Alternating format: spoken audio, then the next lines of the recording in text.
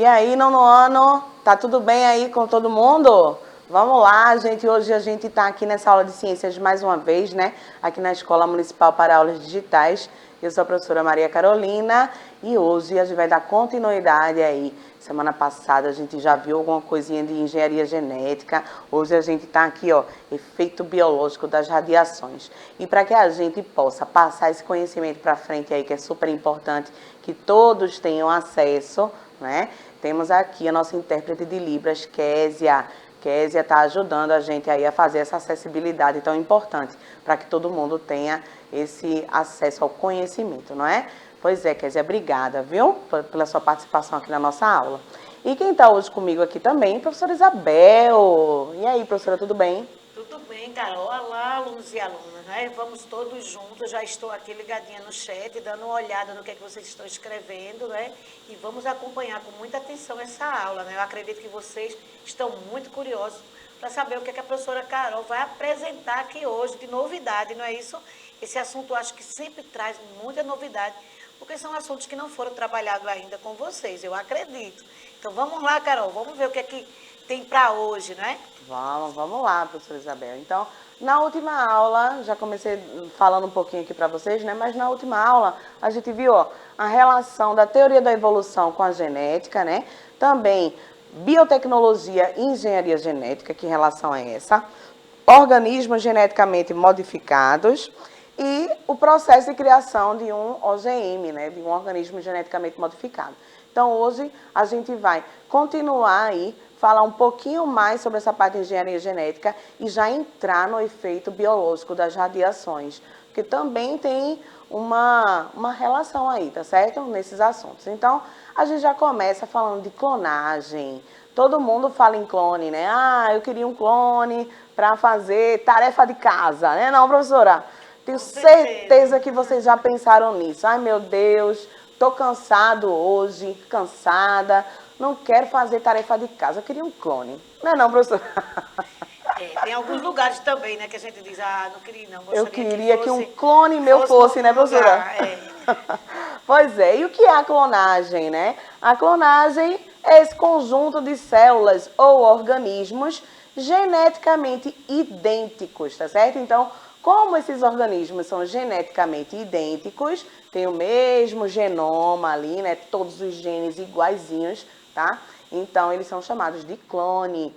E sabemos também, todo mundo já ouviu falar na ovelha Dolly, né? Que foi o primeiro clone de mamífero que conseguiram realizar, né?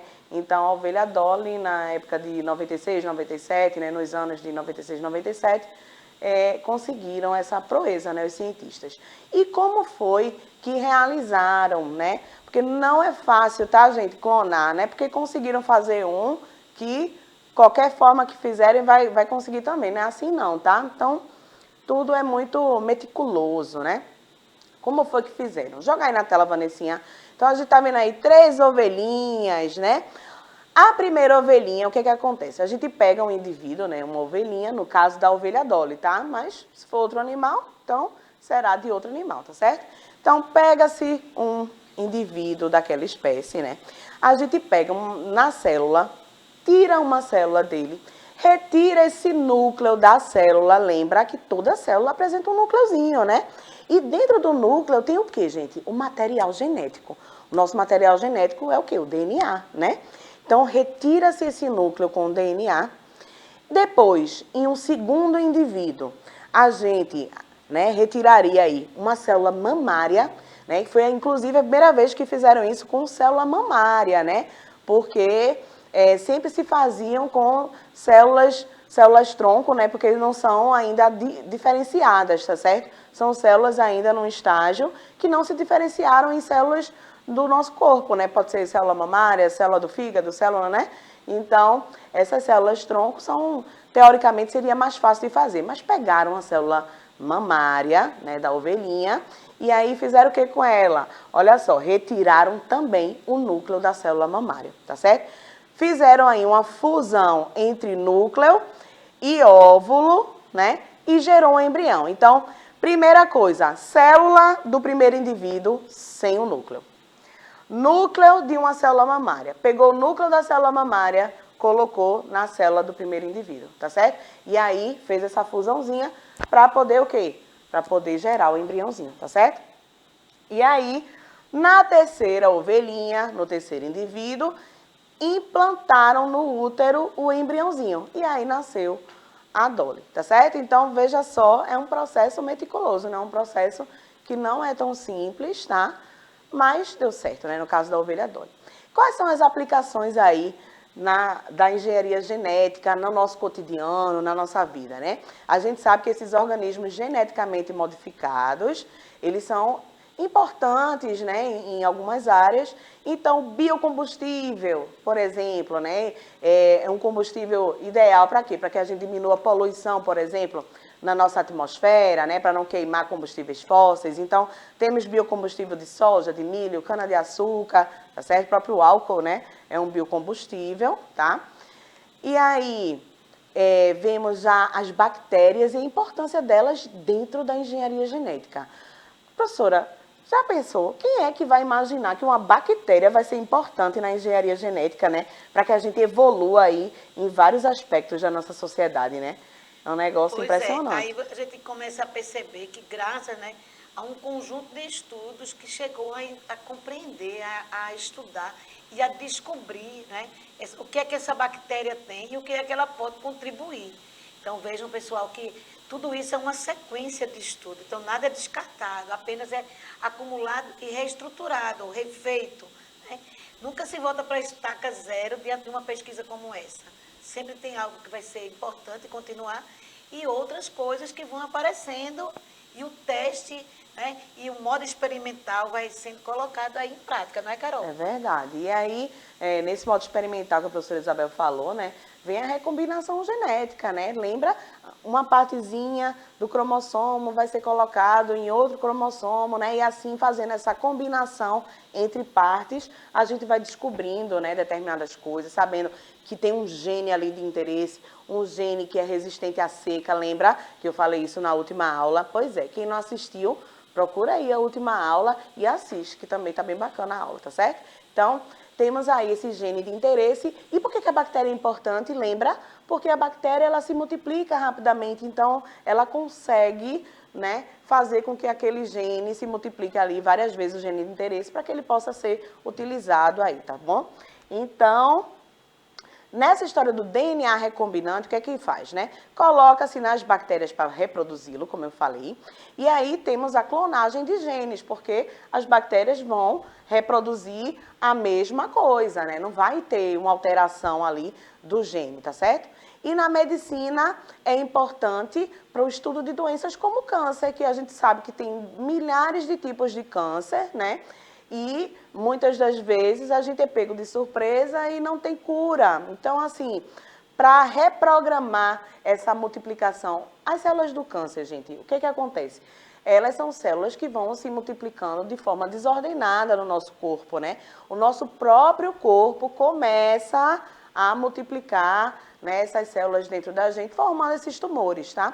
Então, na medicina seria muito importante, ó, porque reprograma, né, dá um jeito ali de mudar essa história e aí produzindo anticorpos para que combata-se esse câncer, né?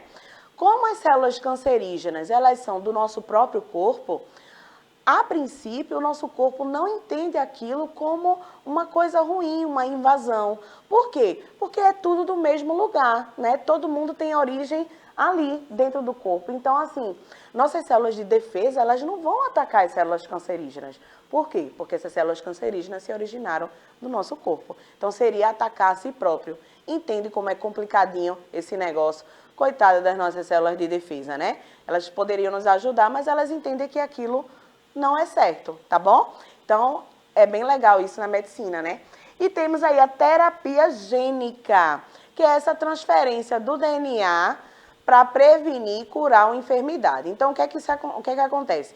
Temos genes defeituosos, os genes ausentes, né? Então, a gente pega um gene funcional de um outro DNA, né? Logicamente, se uma pessoa tem um gene defeituoso que causa alguma doença, tá?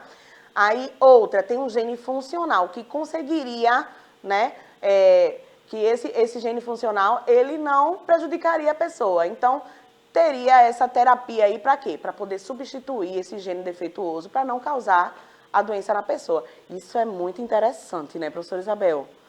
E não é uma coisa fácil de se fazer, né? Porque você está literalmente editando o seu genoma, não é? Pois é, Carol. E aí eu fico imaginando aqui o que é que vocês, alunos, estão pensando, né? Em relação a tudo isso. Muitas vezes a gente fica até dizendo, será que isso acontece mesmo? A gente fica sem querer acreditar, porque está mexendo em algo, né? Veja que se a célula é pequena, né? A gente está ainda dentro dessa célula, dentro desse núcleo, fazendo todo esse trabalho. Então, é algo para a gente parar, para prestar atenção, para ver como foi importante todos os assuntos e os temas que foram trabalhados antes, para a gente poder entender quando estamos chegando aí, quando está se falando aí na terapia gênica, né? Pois é. E eu acho que a imagem também está dando assim para a gente aquela sensação de tudo muito bem preciso, tudo muito cuidadoso, tudo tem o seu lugar. Então, é uma organização muito grande. O modo de trabalho no laboratório, né, professora? Trabalhando Fascinante. com substâncias tão... A gente não enxerga, né, o DNA, a não ser fazendo um experimentozinho lá para que a gente veja, vira uma gosminha, né, quando a gente faz aquele experimento para ver o DNA. Então, mas você não enxerga, a olho nu você só vê uma coisinha branca ali, sem graça. Mas a questão é que ali dentro tem um monte de genes e a gente mudaria, né, alteraria através da recombinação dessa terapia gênica, né, alteraria esse gene para que a pessoa não desenvolva determinadas doenças. Então, é só mapear a sequência genética do indivíduo, só, né, só mapear, como se fosse uma coisa assim, 2 minutos a gente mapeia, que não é assim, né. Então, mapeia-se o DNA, o genoma, né, do indivíduo e depois você vai vendo quais são os genes que são críticos ali, tá certo? É bem legal isso. Então, ó, tem um potencial enorme aí para tratar as doenças, né, como a gente já vem falando. Então, temos genes recessivos, como os genes da fibrose cística, hemofilia, anemia falciforme, doenças genéticas adquiridas, né, como o câncer, né? O câncer, ele é uma doença multifatorial, tá, gente? Então, o que é isso, professora? Uma doença de origem multifatorial? Isso quer dizer que você pode tanto herdar esses genes dos seus pais, né? Os genes que vêm aí, que podem, né, se expressar eventualmente e causar um câncer, mas também por questões ambientais, né? Se você não cuida da sua saúde de alguma forma, utiliza determinadas substâncias que não fazem bem à saúde, então esse câncer ele pode vir a se manifestar, tá certo? Então, multifatorial daí, vem de vários fatores, tá? Tanto de herança genética como de ambiente, tá bom? E algumas infecções virais, como a AIDS, que poderia, né, ajudar a acabar de vez aí com esse vírus que é tão letal, né? Graças a Deus hoje a gente já consegue controlar, né? As pessoas que têm o vírus presente no seu corpo conseguem controlar essa quantidade, né? Esse número de vírus não fica crescente se você fizer um tratamento, né? Isso. Então fica bem próximo do zero, né? A quantidade de vírus se reproduzindo no seu corpo. E aí isso também evita que a pessoa venha a desenvolver a doença, né, gente? Porque vocês sabem, né? HIV positivo quer dizer que você tem o vírus, mas não quer dizer que você está doente, tá? Mas você tem o vírus e você é um potencial transmissor desse vírus, tá? Então, você é HIV positivo, você tem o vírus. Você tem AIDS, aí já quer dizer que você já desenvolve essa doença. São coisas diferentes, tá? Então, com a AIDS é assim que acontece. E as células tronco, né, que são células que desde o nosso momento embrionário, né, o nosso momento de estar se formando na barriga da nossa mamãe, né? Então a gente já produz essas células tronco, são células indiferenciadas ainda, né, células, né, no momento ali ainda sem saber o que é que vai ser delas, né, professora? E pode ser utilizado na terapia gênica para isso, né? Para fazer novas células, né? Então, ó, diferenciação entre células, medicina e cura de doenças, degeneração celular, né? A substituição de algumas células, tá certo? Porque ela tem esse potencial, essa capacidade de se tornar uma célula, né, do fígado, do pâncreas, da pele, tá? E a recuperação de deficiências físicas. Às vezes você está com uma deficiência e que pode ter uma cura advinda desse tipo de terapia. Isso é muito interessante para os seres humanos, né? Esse tipo de terapia. Então, que a ciência continue avançando, né, professora, trazendo essas novidades para a gente, mas essas coisas não vêm do dia para a noite, como a professora Isabel disse, né? Vão se fazendo trabalhos ao longo do tempo e aí cada trabalho serve de base para um próximo e para um próximo e um próximo e um próximo. É sempre assim, tá certo? Isso leva anos, né? Não pode ser do dia para a noite, até porque estamos lidando com o genoma humano. Qualquer erro ali pode ser fatal, né? Ou causar alguma Até mesmo alguma anomalia, né? anomalia, exatamente. Então, isso tem que ser feito com bem muito cuidado e bem muito estudo para ter certeza do que vai ser realizado, tá? Chegamos, professora. Agora sim, ó, estamos entrando na radiação. O que é essa radiação? Vocês já pensaram nisso? Então, agora a gente está começando aqui, efeito biológico das radiações, tá? Radiação, vamos dar uma lida aí no conceito de radiação. Propagação de ondas eletromagnéticas ou partículas que podem ser emitidas por fontes naturais ou artificiais. Olha aí. Então, a radiação, a gente já sabe, né? Ela está presente em todo lugar, mas a gente também pode causar a radiação. Aí é que está o problema, né? Porque tudo que é natural vai ocorrendo porque tem que ocorrer mesmo. São fenômenos que acontecem, né? Fenômenos da Terra. Mas o homem, na sua evolução, no seu desenvolvimento científico, tecnológico, econômico, né? Tudo isso vai movendo o homem aí, né, para frente. E às vezes a gente termina fazendo uma bobagem aqui, uma bobagem ali. O importante é que ele se conscientize antes, não é, de causar mais bobagens na Terra, né, gente? Então, vamos ver aqui o que é um átomo, né?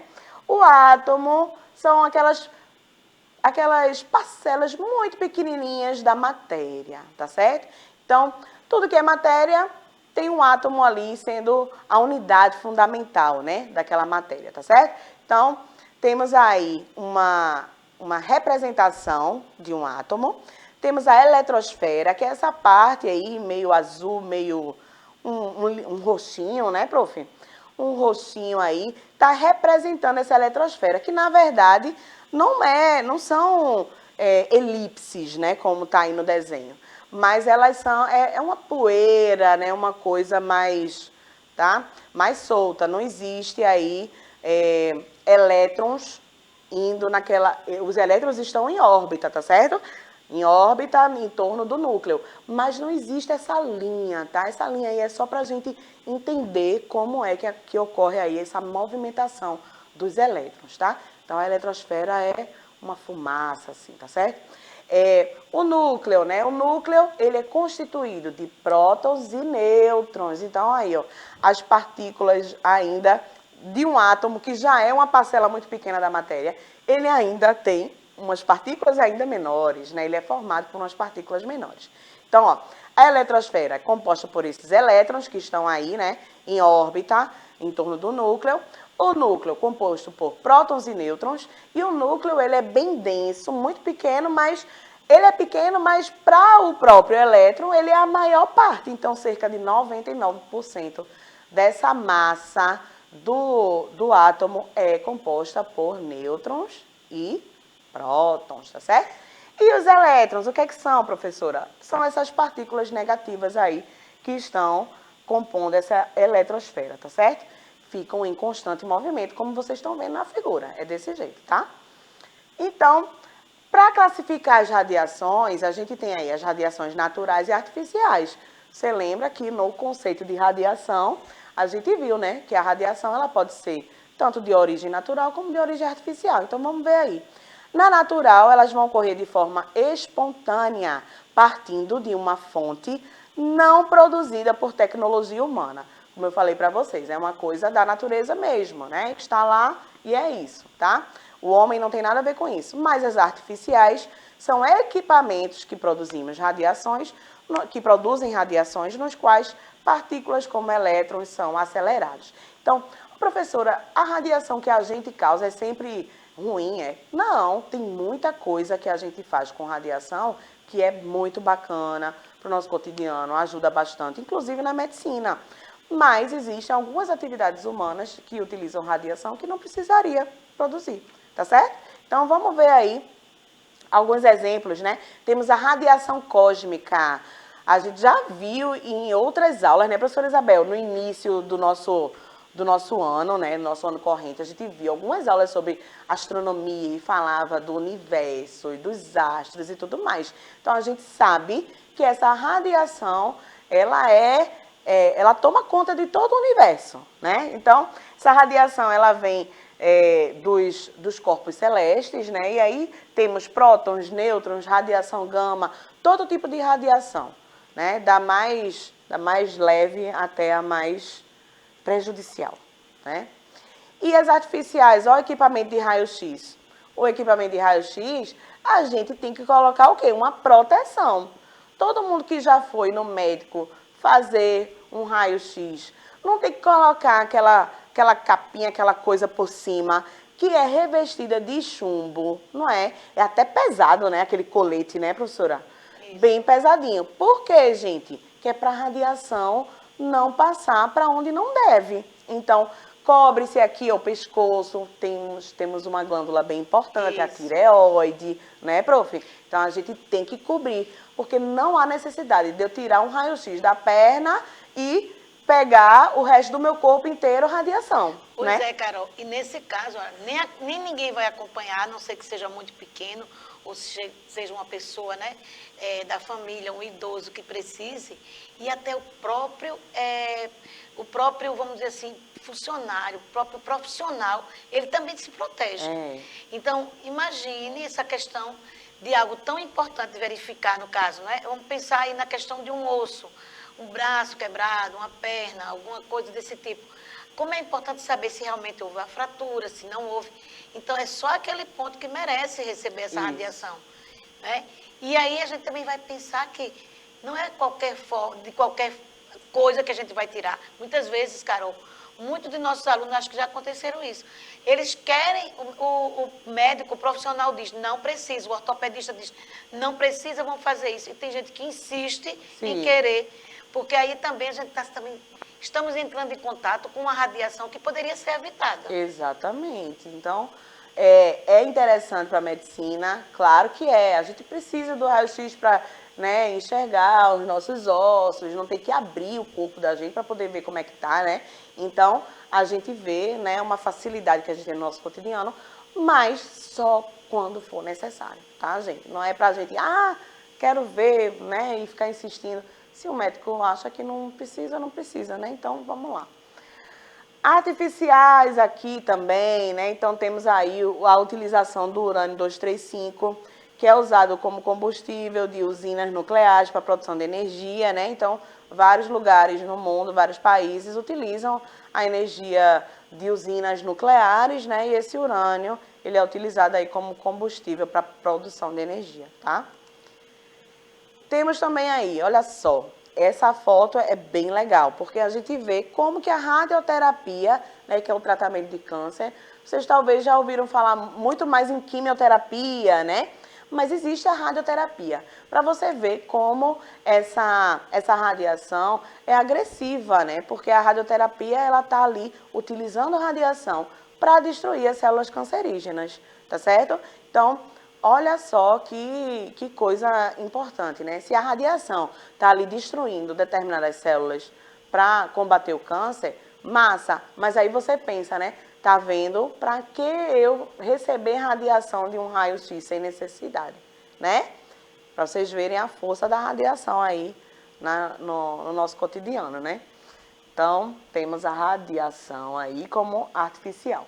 E aí, tipos de radiações são classificados de acordo com a capacidade de interação com a matéria. Então, como é que essa radiação ela interage com a matéria, né? Ou seja, com as paredes, com a mesa, com o nosso corpo, com a câmera que está nos gravando aí e você está nos vendo do outro lado da tela. Então, como é que essa radiação passa? Porque a gente não vê a radiação, né? Mas existe, tá? É igual o oxigênio que a gente respira, a gente não vê. Mas as moléculas estão aí, a gente está botando para dentro para poder respirar e fazer funcionar nosso corpo, né? Então, temos aí radiações ionizantes e não ionizantes. Essa é a classificação. Através desse espectro de luz, a gente vê, né, esses comprimentos de onda de diferentes tipos de radiações. Então, na radiação ionizante, temos aí como exemplo raios gama, raios X, tá certo? E na não ionizante, temos o UV, o infravermelho, micro-ondas, ondas de rádio longas. Então, veja só, a gente fala bastante, né? O infravermelho, micro-ondas, né? Ondas de rádio. E a gente não pensa que aquilo tudo é radiação. É impressionante isso, né, prof? Então, nos tipos de radiações, as ionizantes, elas vão provocar modificação estrutural de moléculas. Por exemplo, DNA. Então, ó, perigoso aí, né? Se provoca mudanças na estrutura do nosso DNA, ela pode causar anomalias na gente, né? Então, vamos dar uma assistidinha nesse vídeo aí. Que favorecem reações químicas entre os... Deixa eu voltar para a Kézia ouvir do começo. Radiações ionizantes podem ser nocivas porque favorecem reações químicas entre os átomos presentes no corpo. Elas conseguem alterar a estrutura das células, causando danos a órgãos inteiros. Mas de onde elas vêm? Uma das fontes são os átomos presentes na natureza. Alguns deles têm um núcleo instável. Para se estabilizar, eles precisam emitir radiações na forma de partículas ou de ondas eletromagnéticas. E existem 4 tipos. As partículas alfa são pedaços do núcleo do átomo. Possuem carga e massa, podendo interagir facilmente com a matéria. As partículas beta são elétrons. Possuem massa 7.000 vezes menor que a alfa. Também são carregadas e interagem facilmente com a matéria. Uma lâmina fina é suficiente para barrar este tipo de radiação. Os raios X e raios gama, por serem ondas eletromagnéticas, não possuem massa nem carga, podendo atravessar facilmente a matéria com interação muito pequena. Aqui temos alguns materiais e queremos verificar se eles são radioativos. Para isso eu vou utilizar um contador Geiger. Temos aqui primeiramente um material natural, que é uma rocha de urânio, contendo urânio. Então vou aproximar ela do contador. Podemos ver que ele registra valores e emite sons. Como o urânio é radioativo, cada radiação que parte dele é detectada e contabilizada, e um som pelo contador é emitido. Temos aqui também outra rocha de urânio, também podemos ver que possui uma concentração maior de urânio, então é mais radioativo. Aqui temos um cristal de quartzo natural também. Podemos ver que a contagem não é significativa. E o pouco que é registrado se deve à presença dos materiais radioativos em volta. Aqui temos outra rocha. Também não há contagem significativa. Temos o chumbo aqui também. Podemos verificar se ele é radioativo. Também não tem contagem significativa. Temos aqui também alguns materiais do cotidiano. Por exemplo, uma pilha. Não apresenta contagem significativa. E um celular. Também não. Dentro desse cilindro de chumbo, temos uma amostra de césio-137. É um elemento artificial, ou seja, criado pelo ser humano. Eu vou expor a amostra ao contador.